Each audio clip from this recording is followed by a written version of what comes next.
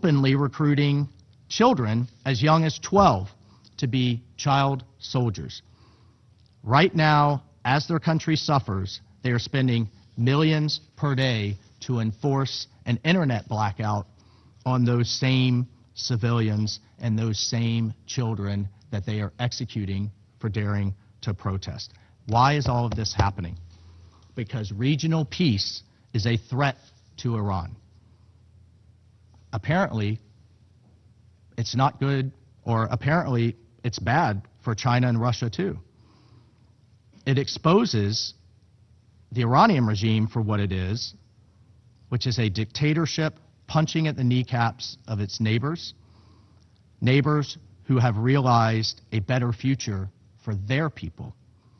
Just across the Strait of Hormuz, cities like Dubai, Doha, and Manama, and Riyadh beckon the Iranian people for a better future. That's the threat, colleagues.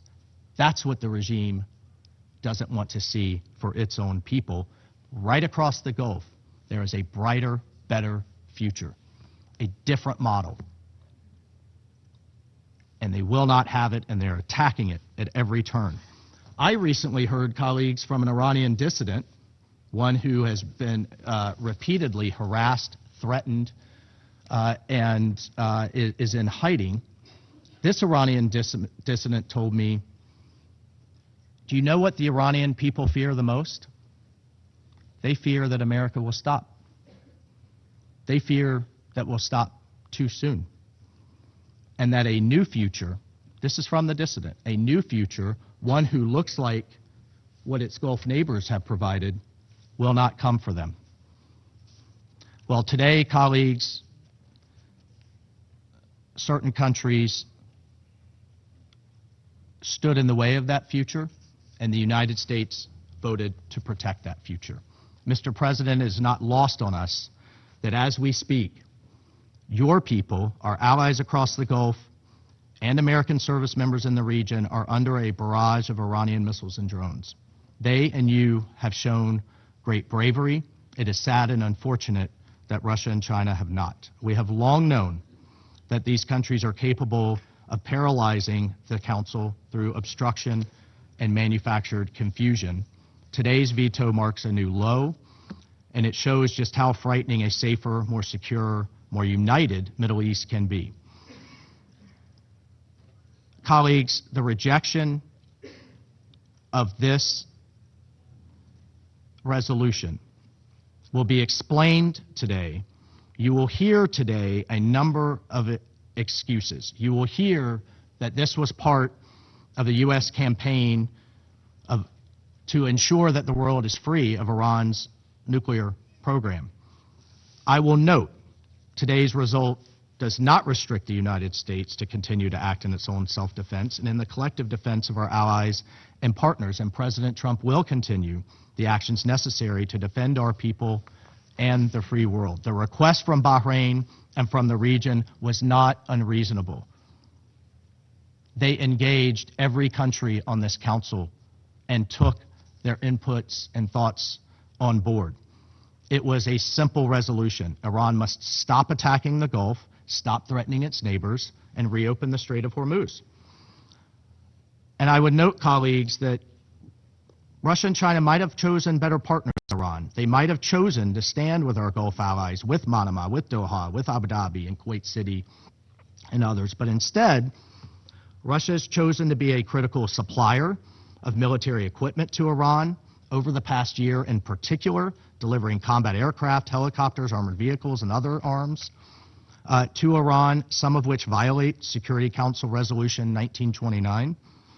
Iran likewise has supplied Russia with hundreds of attack UAVs and UAV technology for use in Ukraine, including transfers before October 2023, and therefore in violation of Security Council Resolution 2231, which placed an arms embargo on Iran, voted by this council. And in September 2024, Iran began delivering hundreds of close-range ballistic missiles to Russia. Meanwhile, China imports over 80% of Iran's illicit oil, and Chinese entities have exported significant quantities of components intended for attack drones and technologies that could be used in ballistic missiles. Colleagues, let us be clear.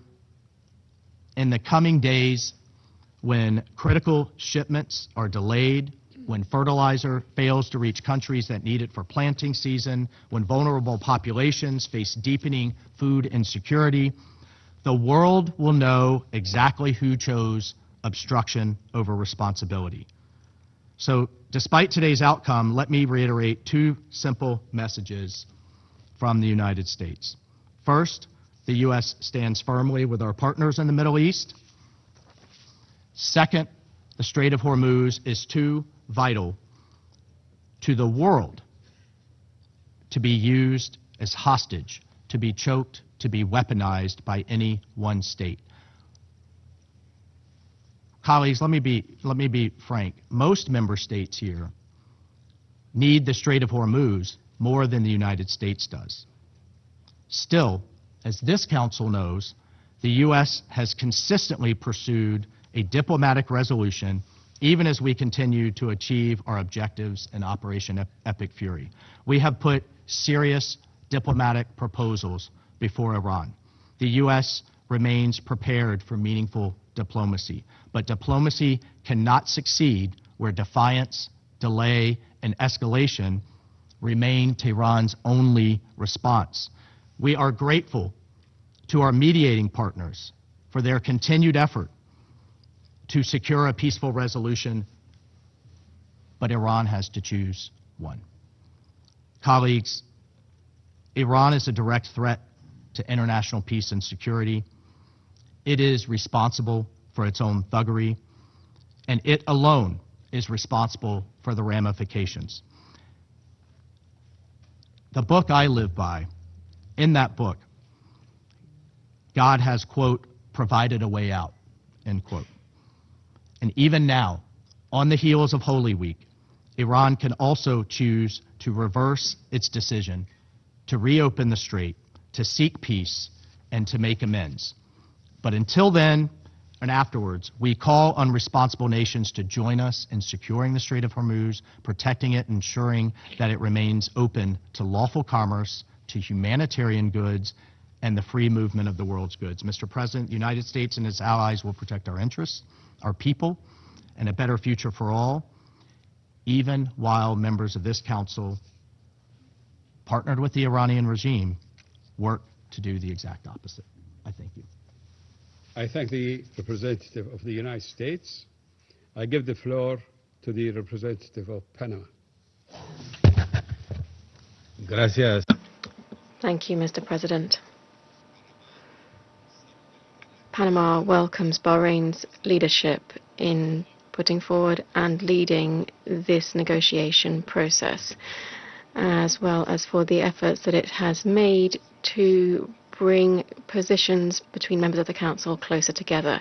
Panama recognizes the critical importance of safeguarding by all parties and at all times the protection of the civilian population and critical infrastructure, as well as ensuring maritime security and freedom of navigation in the Strait of Hormuz, which is an essential waterway for international commerce, energy security, and global economic stability. We reiterate our solidarity and our support for the countries of the Gulf and all of those affected by attacks on civilian infrastructure and international navigation in this important strategic area. In the context of an escalation which was not begun nor sought by these states, and the consequences of which they are currently directly facing. Panama co-sponsored and voted in favor of Resolution 2817/2026, through which this Council condemned the attacks on countries of the Gulf, reaffirmed respect for their sovereignty and territorial integrity, and demanded an immediate cessation of such attacks. Panama also wishes to underscore and welcome the position of containment demonstrated by countries of the Gulf in the current context, which, despite having been subject to attacks, voted not to escalate the situation through the exercise of proportionate responses, which in the legitimate right to self-defense contained in Article 51 of the UN Charter. Panama understands from our own historic experience what it means to be the subject of action that attack or undermine the sovereignty, territorial integrity, security, and economic stability of a country, as well as understanding that the Security Council will not be able to act with the due promptness and effectiveness required by the situation. The cruelty of the current escalation and the intensification of the strikes that we are seeing at the moment strengthens our firm belief that this Council cannot stand by in light of situations that have direct impacts on international peace and security.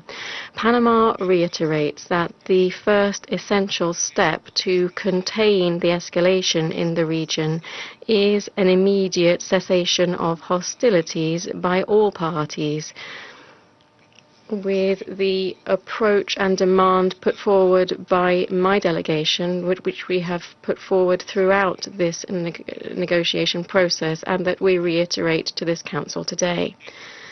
This position reflects our firmly held belief that there is no military solution to the current escalation and that no sustainable solution can be reached without prioritizing dialogue, diplomacy, and negotiation as fundamental measures for the settlement of international disputes.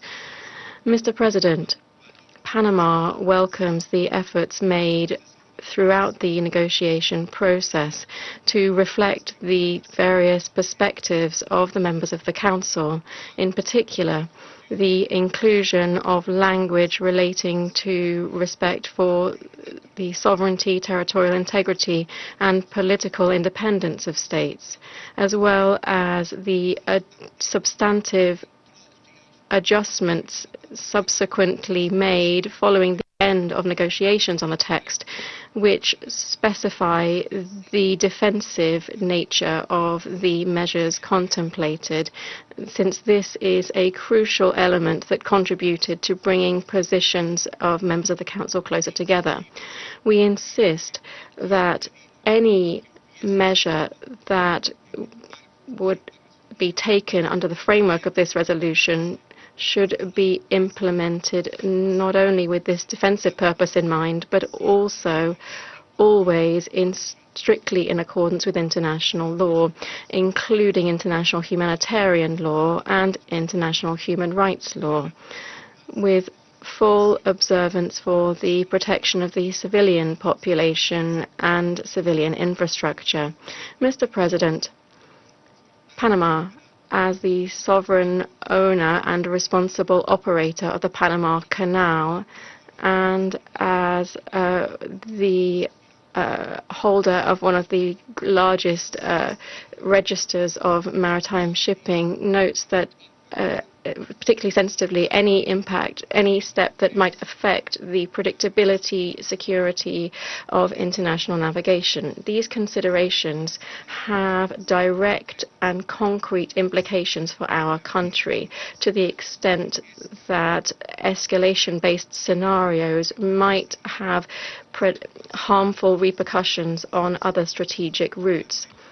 In light of the urgency of the situation and the need for the Security Council to act, Panama resolved to support the adoption of the resolution, which in its final version adopted a tone which allowed us to support it, always under the understanding that the mandate derived from this adoption would be interpreted and applied responsibly and specifically by all parties.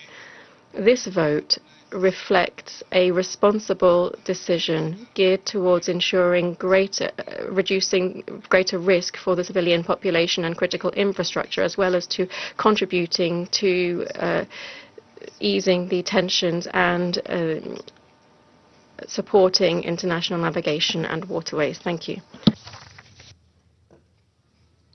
I thank the representative of Panama, and I give the floor to the representative of Colombia. Mr. President, Colombia notes with profound concern the developments of the situation in the Middle East, a situation which is now entering its sixth week without clear signs of de-escalation. My country regrets the loss of human life and condemns all attacks on civilians, civilian objects, and essential infrastructure, including energy installations, whose operation is essential to ensuring the supply of basic services. At the same time, Colombia recognizes the strategic importance of the Strait of Hormuz for international commerce and energy security. Effects on maritime security have impacts that transcend the region and particularly affect developing countries. For this reason, my delegation participated actively in the negotiations and put forward proposals aimed at balancing the text, introducing greater clarity regarding the scope of the measures contemplated and avoiding broad wording which might give rise to interpretations overstepping the objective of guaranteeing free security of navigation. This in line with the principles and purposes of the United Nations Charter and international law. We thank Bahrain for the efforts made to address some of the positions and concerns expressed by members of the Council. Nonetheless, there remain substantive aspects that were not fully resolved and in light of which my country continues to have serious concerns.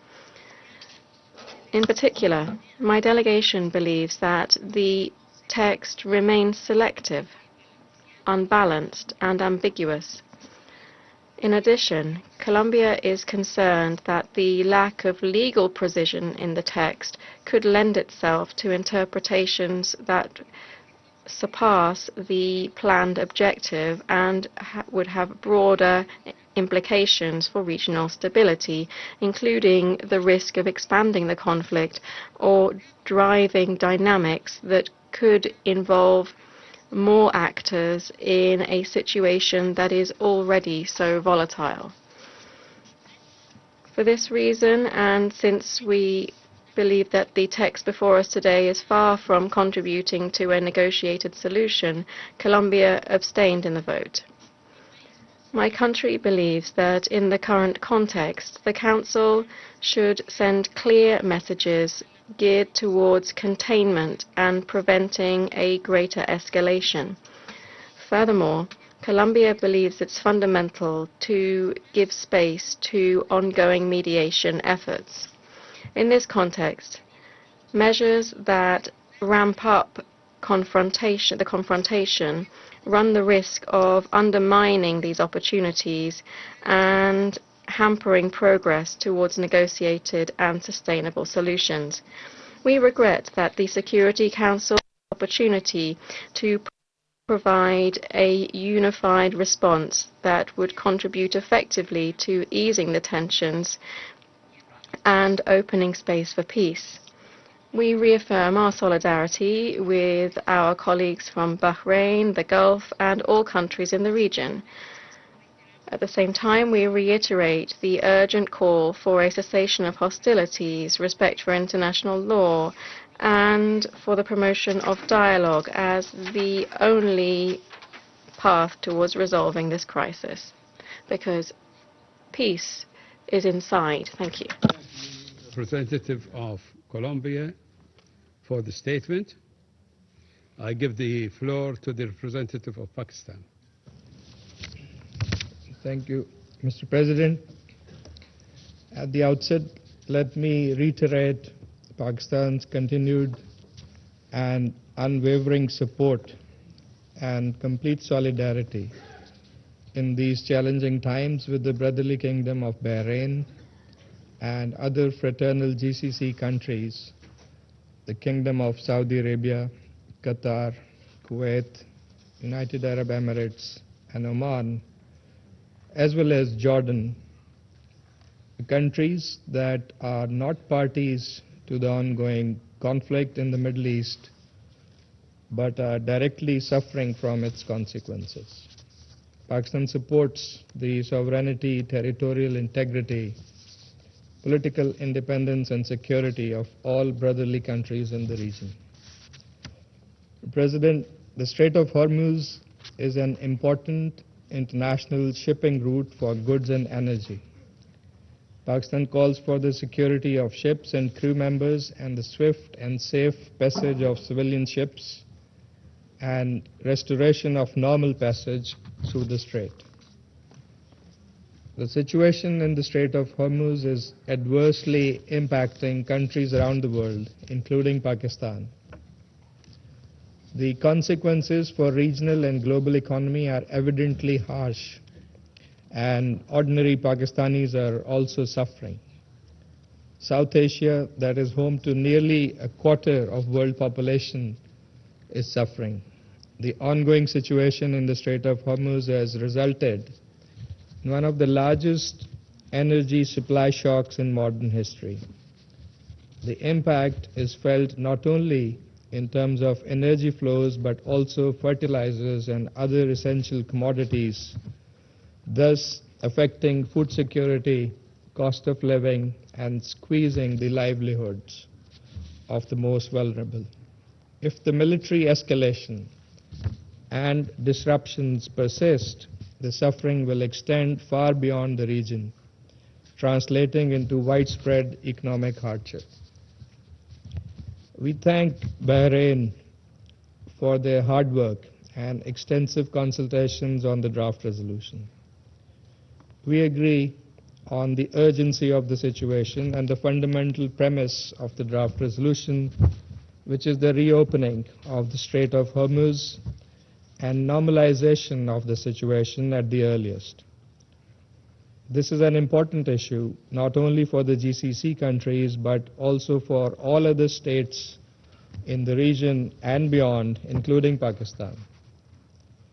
It is also logical, Mr. President, that any discussion or arrangement related to the Strait of Hormuz will have to take into account the legitimate interests of the GCC countries. Pakistan supported Resolution 2817 that was presented by Bahrain on behalf of the GCC last month.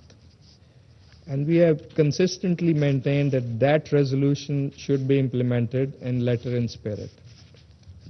However, we continue to believe that time and space must be allowed for ongoing diplomatic efforts to facilitate a return to dialogue and engagement. These efforts have been widely acknowledged and appreciated, including by the UN Secretary General and members of this Council. We would continue seeking a durable diplomatic solution of the prevailing situation.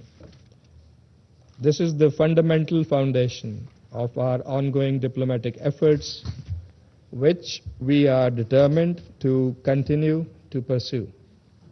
At this critical juncture, restraint, diplomacy, and dialogue must prevail. Pakistan has been actively engaged in diplomatic efforts towards that end in concert with its partners in the region and beyond. The Deputy Prime Minister and Foreign Minister of Pakistan, Senator Muhammad Ishaq Dar, hosted the Foreign Ministers of Egypt, Saudi Arabia, and Turkey in Islamabad last week to advance the pursuit of a peaceful resolution of the ongoing crisis through intensified diplomatic engagement. After the Deputy Prime Minister's meeting with His Excellency Mr. Wang Yi, the Foreign Minister of China, in Beijing last week, China and Pakistan announced a 5-point initiative with a sequenced roadmap encapsulating an immediate halt to hostilities, launch of inclusive peace talks, protection of civilians and critical infrastructure, restoration of maritime security in the Strait of Hormuz, and a firm reaffirmation of the UN Charter and international law as the indispensable framework for a lasting political settlement. President, our objective is clear: a permanent end to hostilities, containing the expansion of this conflict, and preventing any further loss of civilian life or destruction of critical infrastructure. Pakistan remains committed to continue playing its constructive role in promoting dialogue, fostering understanding, and supporting all efforts aimed at achieving lasting peace in the region. I thank you. I thank the representative of Pakistan for the statement. I give the floor to the representative of France.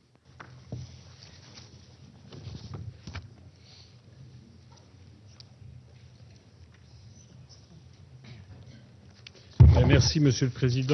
Thank you, Mr. President. Mr. President, France deplores the fact that the draft resolution, which was tabled by Bahrain, was not able to be adopted owing to the veto cast by a permanent member of the Security Council. We wish to thank Bahrain for the efforts of consultation which were undertaken over the course of negotiations on this text, which deserved the support of the full Council. France voted in favor of this draft resolution because freedom of navigation, maritime safety and security in the Strait of Hormuz are of critical importance for the stability of the Middle East and for international stability, and because the text, in our view, contained a part of the means necessary to contribute to this. Mr. President, for a number of weeks now, Iran has de facto been blocking the Strait of Hormuz. France condemned Iranian attacks targeting commercial vessels, and we voiced our concern in light of the risk of mines there. This interference and obstruction constitutes a violation of the right of the law of the seas and undermines global provisions in energy and fertilizer. The consequences are reverberating for the entire global economy and particularly afflicting the most vulnerable populations. This obstruction must cease and freedom of navigation must be restored.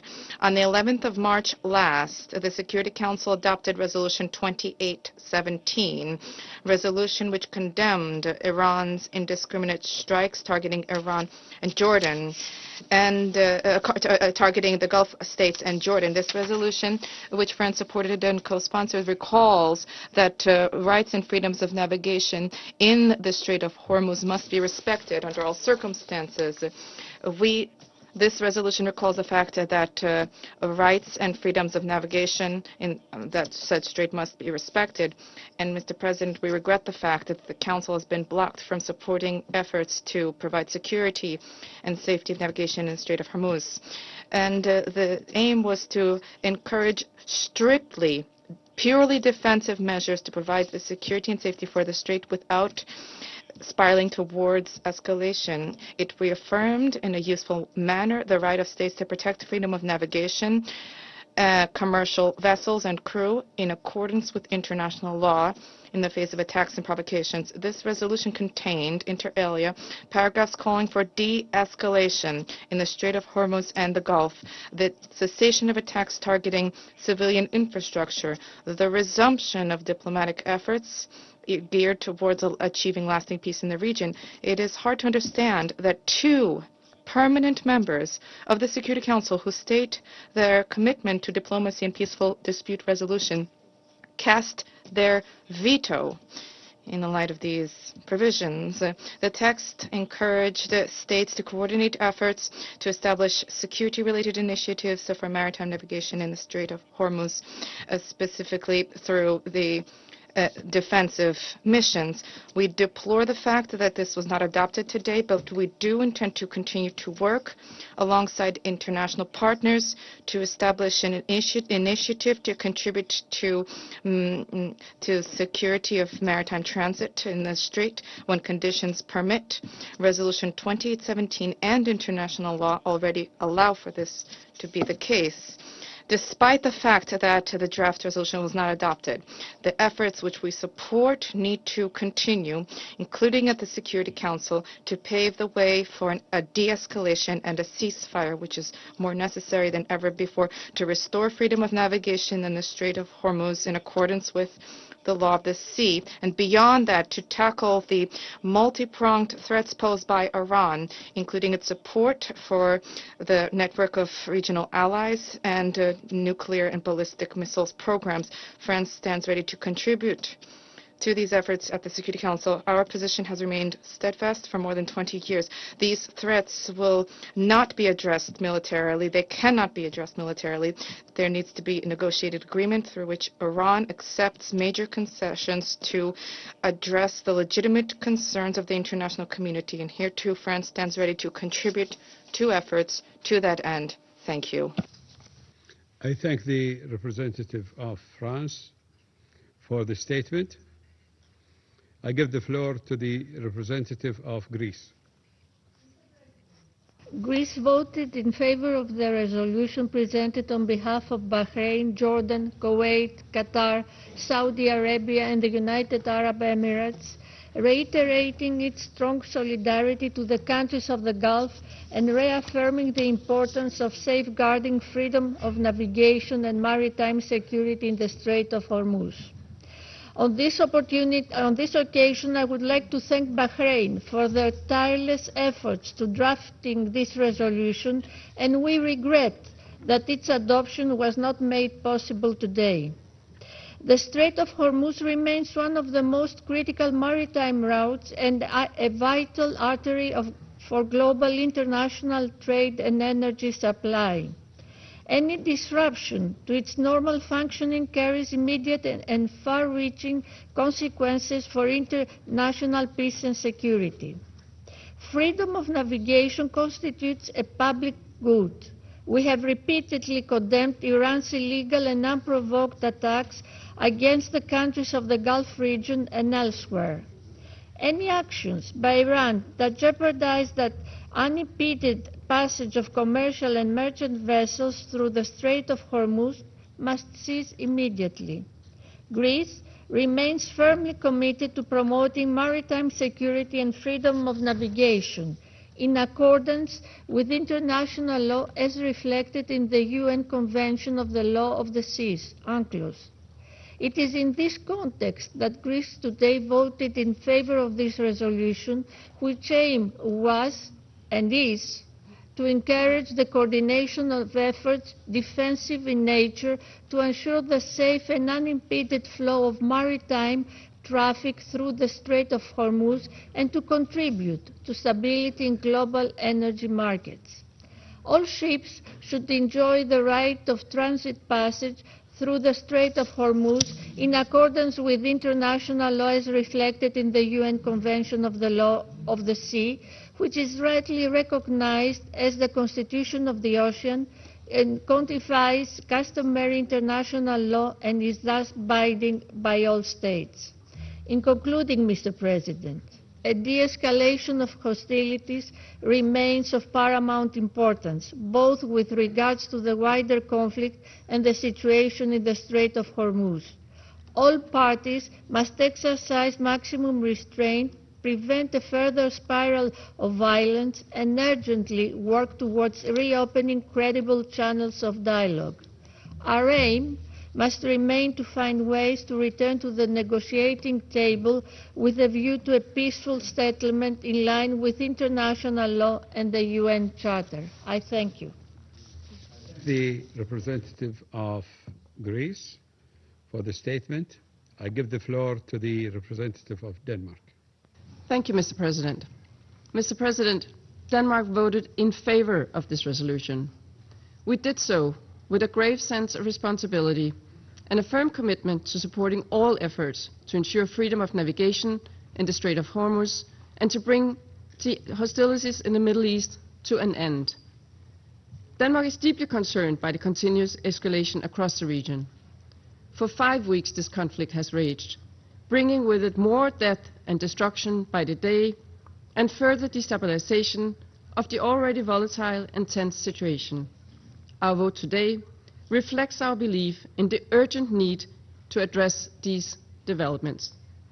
Mr. President, Iran's attacks continue unabated against countries in the region and beyond. Denmark strongly condemns these continued attacks, which must stop immediately, and we express our full solidarity with all the countries concerned.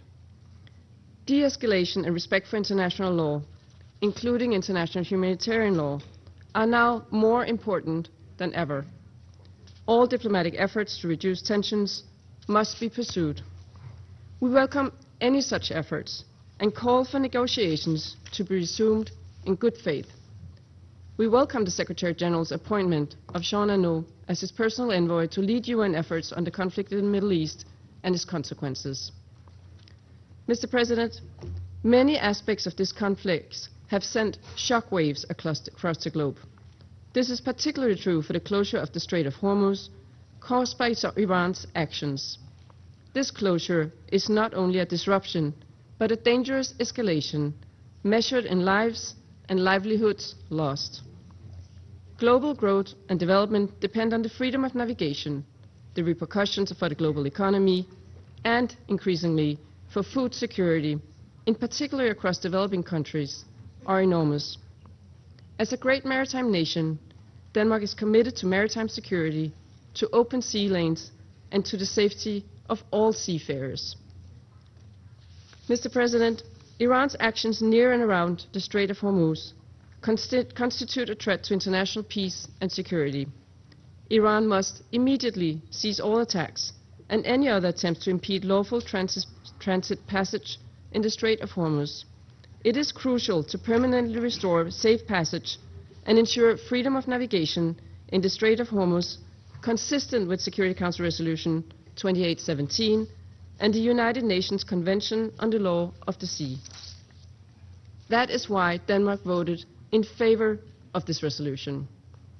While we strongly regret that it was not possible to adopt this resolution today due to the vetoes cast by 2 permanent members, Denmark remains committed to safeguarding peace, security, and stability in the Middle East.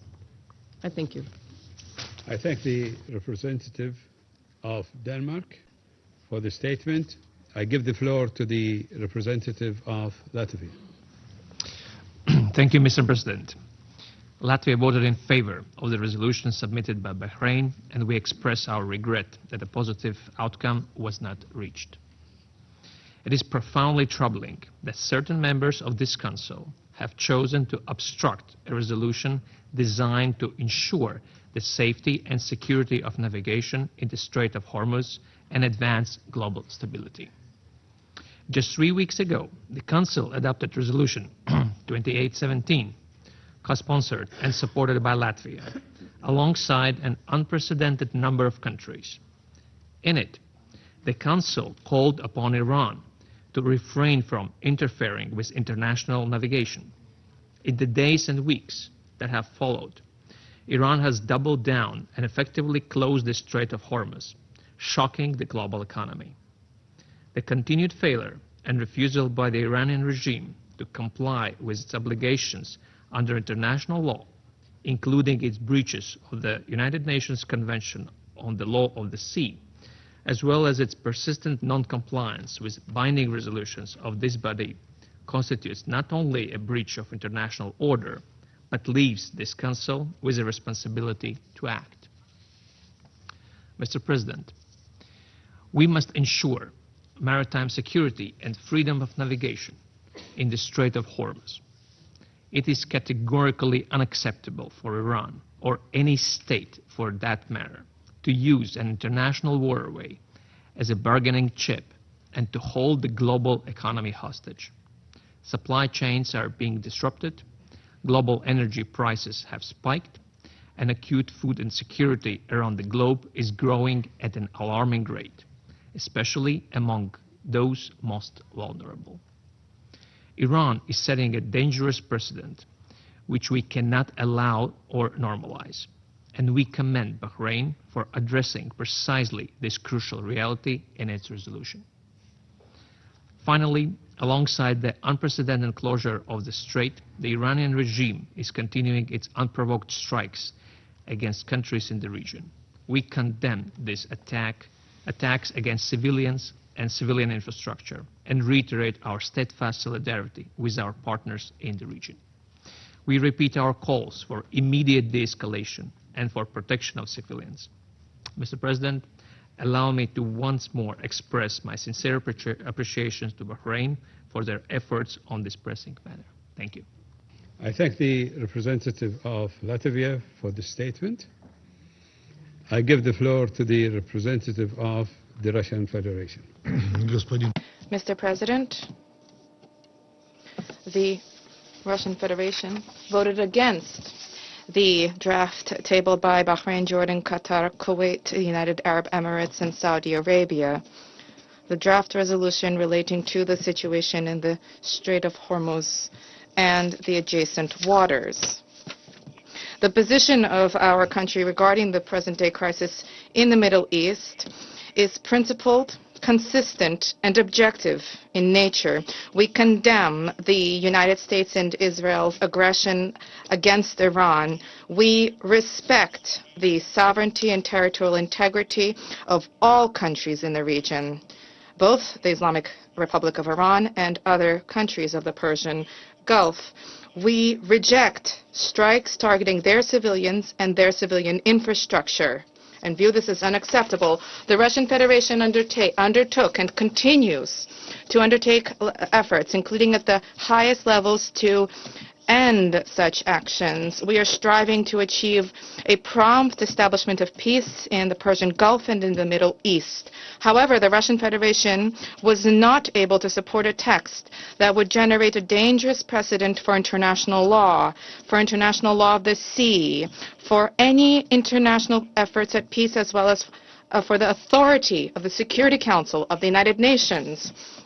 Back when Security Council Resolution 2817 was being negotiated, we called upon all Council colleagues to adopt a balanced and an objective approach. Similar, equitable messages have already been repeatedly broadcasted by the Secretary General of the United Nations, calling upon the United States and Israel to end the war and calling upon Iran to cease attacks on its neighbors. Disregard for the root causes of the crisis in the Middle East, namely the illegal and reckless acts by the U.S. and Israel targeting Iran, is not possible and not acceptable. Our and the Secretary General's calls fell on deaf ears then. Nevertheless, we understand the situation of the countries of the GCC and Jordan, and therefore we abstained during the vote on Resolution 2817. This was not an easy choice for us. However, this time, our partners from Bahrain and their like-minded partners went much further, having tabled a fundamentally erroneous and dangerous approach to the situation in the region. Essentially, nearly each paragraph of the draft they proposed abounded with unbalanced, inaccurate, and confrontational elements. And we will point to just the main points in this regard. In paragraph 1 of the preamble and paragraph 6 of the operative part, Iran's actions were presented as the sole source for the so-called destabilizing activities and regional tensions. When it comes to the real causes for the current crisis in the Middle East, namely the U.S. and Israel's illegal attacks targeting Iranian soil, this was something which was not mentioned at all. And this despite the fact that in paragraph 3 of the preambular part, the sponsors themselves highlighted that threats to maritime navigation in the Strait of Hormuz began to emerge precisely on 28 February 2026. This, incidentally, flew in the face of their own statements that the current initiative was designed to become a response to certain decades of threats to freedom of navigation by Iran. In paragraph 6 of the preamble, attempts to interfere with international navigation of the Gulf of Strait of Hormuz were categorically portrayed as threats to international peace and security. There was deliberate disregard for the fact that a significant part of the Strait of Hormuz is within Iran's territorial waters, and this was deliberately overlooked. Turning to paragraph 7 of the preamble, threats on merchant and commercial vessels and interference on freedom of navigation was identified as the sole reason for disruption to global energy supplies. Once again, without noting the root causes of the crisis, which was frankly mentioned by the President of the U.S. himself, publicly recognizing that an end to hostilities would result in the opening of the Strait of Hormuz. Turning to paragraph 9 of the preamble, as well as paragraphs 1 and 4 of the operative part, there were references to the UN Convention on the Law of the Sea, dating 1982. This international legal instrument does not apply to circumstances of armed conflict, which we stated on a number of occasions during the negotiations process. Paragraph 10 of the preamble noted that the source of threats to international peace and security in the context of the current crisis allegedly is Iran. Deletion from this paragraph of the reference to paragraph 7 to chapter 7 of the Charter was not a panacea. Such language essentially in any event can be interpreted by states acting in bad faith as legitimizing the use of force. Paragraph 2 of the operative part speaks for itself. It proposes that the Security Council give a green light for the use of certain protective measures, the scope and breadth of which is unclear to us under the pretext of ensuring safety and security of navigation without any consideration for the sovereignty of littoral states.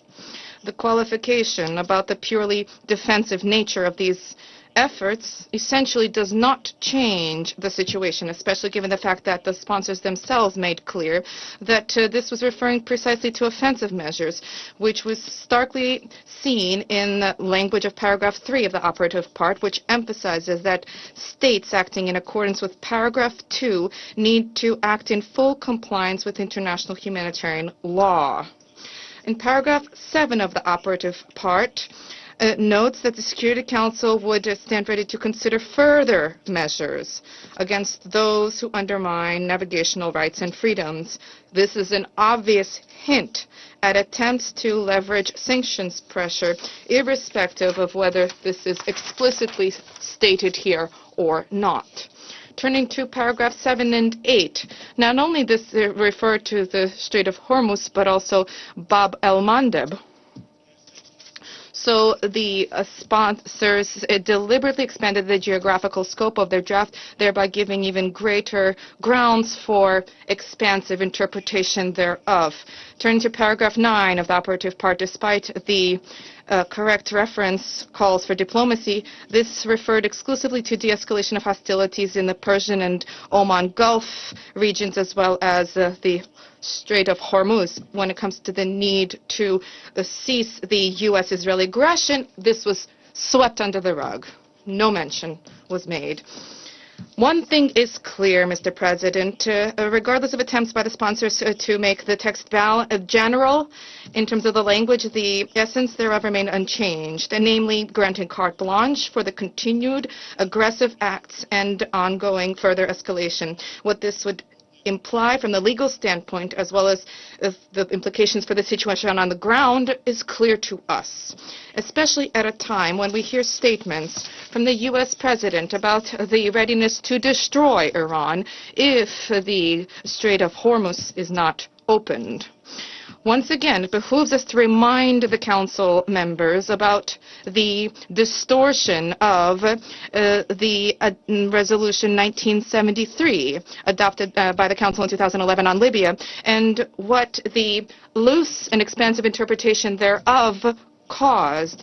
The limit of trust in states which advance offensive measures under noble pretexts and streamlined language was exhausted then. We have already seen how the United States strove to justify their strikes against Iran with the right to defense in accordance with Article 51 of the UN Charter, generating a preventive interpretation thereof. We stand in solidarity with our Arab states who were implicated by Washington, who were victimized by the tragedy in the region. And despite that solidarity, we cannot but note that attempts to impose the rules of the game in the Strait of Hormuz plays into the hands of those who wish to further undermine security and stability in the Middle East and beyond. The protective measures to protect vessels, like any other property of member states of the United Nations, does not require Security Council resolutions. So it's sufficient to have references to Article 51 of the Charter of the United Nations, which grants the right to self-defense virtually under any circumstances.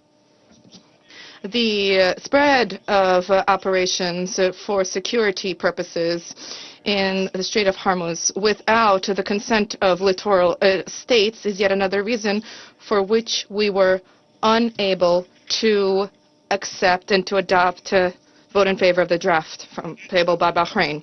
Colleagues, the adoption of this kind of a document, which disregards the broad context of the situation, would further antagonize Iran, which was already enduring the daily U.S.-Israeli strikes. On the country's territory, vast numbers of civilians are perishing. There are now nearly 2,000 of such civilians who have died, 1/4 of whom are women and girls. The supreme leader has been killed, and as have many of the country's leadership. Civilian infrastructure is being attacked, including schools, hospitals, universities, energy, nuclear facilities, including the Bushehr power plant. And this is liable to morph into catastrophic humanitarian repercussions for Iran and for the entire region. We wish to underscore that the Security Council did not agree to a single line with an assessment of these violations of international law. No excuses you will hear from us today, Ambassador Waltz. I will not dwell in detail on the egregious double standards of this approach.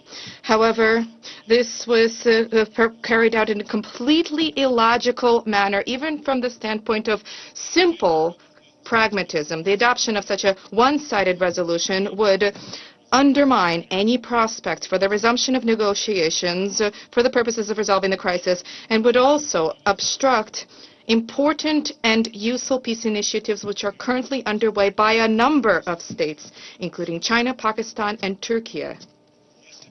If the Security Council were to adopt a position that was imposed upon it, then there would be no incentive whatsoever for Tehran to engage in contact in any form with Washington, which twice already betrayed diplomacy. This was in June of 2025 and February of 2026. And as the U.S. began to conduct large-scale strikes against Iran at the height of the negotiations process.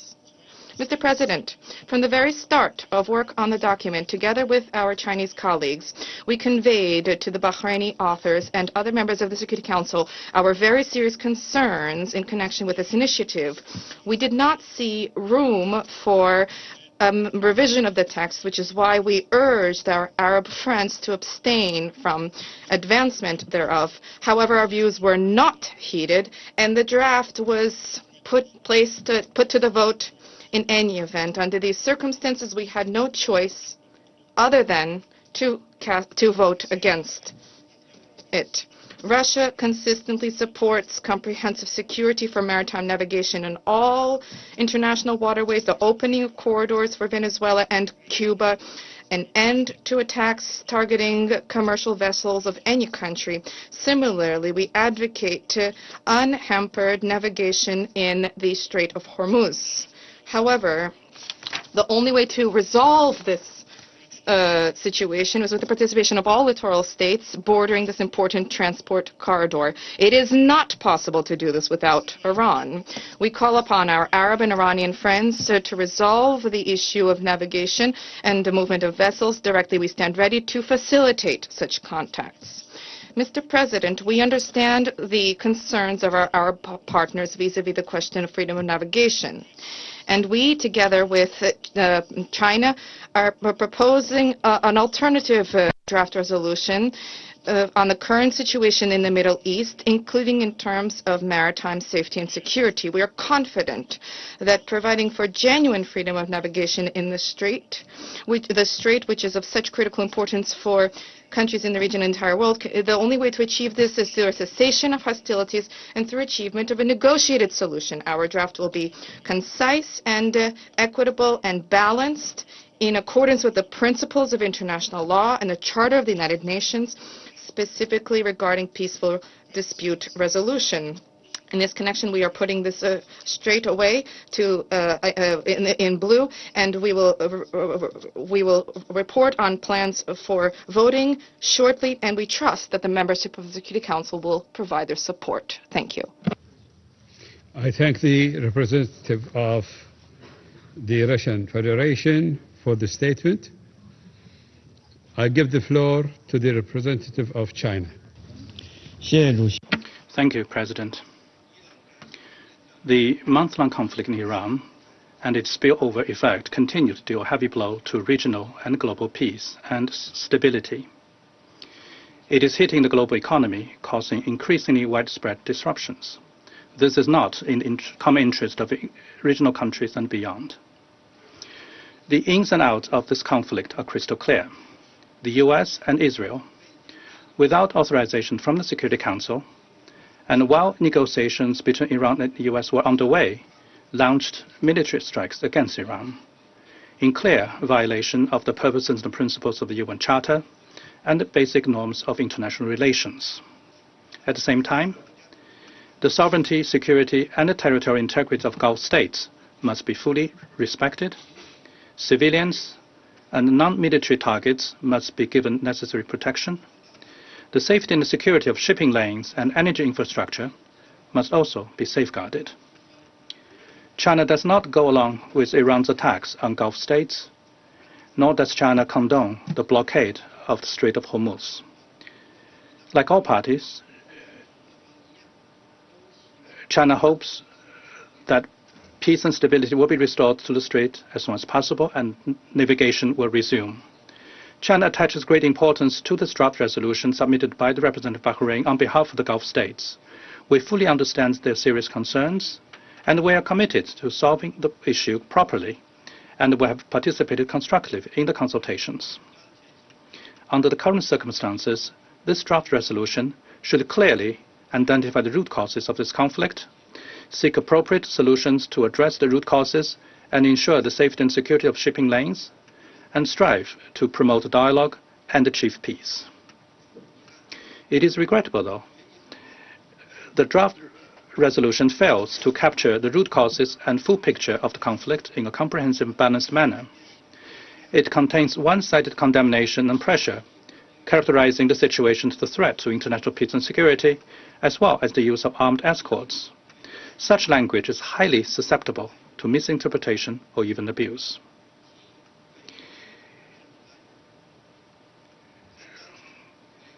At a time when the United States is openly threatening the very survival of civilization, the current hostilities imposed on Iran is very likely to further escalate.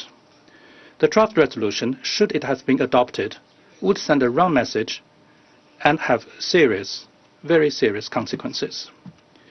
The Security Council has recent lessons to learn from issues such as Libya and the Red Sea. Such past mistakes must not be repeated. The Security Council's actions should be aimed at de-escalating the situation and cooling the temperature. They must not provide a veneer legitimacy for unauthorized military operations. The Council's action must not grant a license to use of force and further exacerbate tensions and add fuel to the fire, thereby leading to an escalation of the conflict. The Security Council should not rush to vote on a draft resolution where serious concerns among members have been raised. In light of the above, China had no choice but to vote against the draft resolution. President, this is a war that should never have happened. And as it continues, it will cause immeasurable harm. At present, the situation in the Middle East continues to deteriorate and hostilities are escalating. The fundamental solution to ensuring safe passage of ships through the Strait is to achieve cessation of hostilities and of fighting as soon as possible. The US and Israel are the instigators of this conflict. The fundamental reason for the disruption of navigation in the Strait of Hormuz is the illegal military actions taken by Israel and the United States against Iran. China urges the US and Israel strongly to immediately cease its illegal military actions. Having heard what was said by our US colleague, we are